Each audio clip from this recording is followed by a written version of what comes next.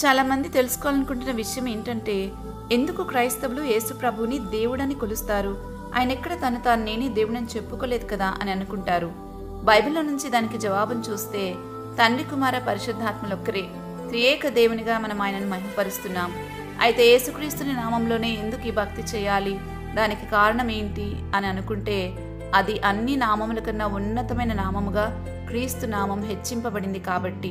ఫిలిప్పీలకు రాసిన పత్రిక 2:6-11 చూస్తే, ప్రతి వాని నాలుకయు తండ్రి అయిన దేవుని మహిమార్థమై యేసుక్రీస్తు ప్రభు అని ఒప్పుకున్నట్లును, దేవుడు ఆయనను అధికముగా హెచ్చించి ప్రతి నామమునకు పైనామమును ఆయనకు అనుగ్రహించెను రాయబడింది. దానికి కారణం మనల్ని శిక్ష నుండి తప్పించడానికి ఆయన చేసిన బలి అర్పణ, తన్ను తాను అర్పించుకున్న విధానాన్ని బట్టి ఆయన నామము హెచ్చింపబడింది. ఇంకా మనం చూస్తే తండ్రి కుమారుడు ఒక్కటే అన్నదానికి కూడా యేసుప్రభు వారు అన్నారు, నన్ను చూసిన వారు నా తండ్రిని చూసినట్లే అని.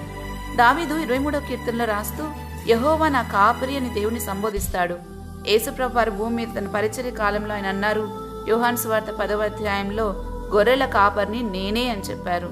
దావీదు 27వ కీర్తనలో యెహోవా నాకు వెలుగును రక్షణై ఉన్నాడు అని కీర్తిస్తాడు.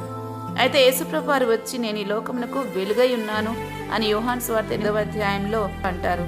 ఇలాగ ఏదైతే తండ్రిని గురించి చెప్పబడిందో, క్రొత్త నిబంధనలో యేసుప్రభు వారు అది నేనే అని చెప్పారు. నా క్రియలు నన్ను గురించి సాక్ష్యమిస్తున్నాయని కూడా మాట్లాడారు. వీటన్నిటిని బట్టి మనం అర్థం చేసుకోవాలి, తండ్రి కుమారుడు ఒక్కరేనని. వీరిలో ఎవరిని తృణీకరించినా వారికి నిత్య జీవము లేదని గ్రహించాలి. యేసుక్రీస్తు అందరికీ ప్రభువు, లోకరక్షకుడు, అనాది కాలం నుండి ఉన్న మన ఏకైక దేవుడని, ఆయనకే సమస్త మహిమ ఘనత ప్రభావములు ఆరోపించబద్ధులమై ఉన్నాము.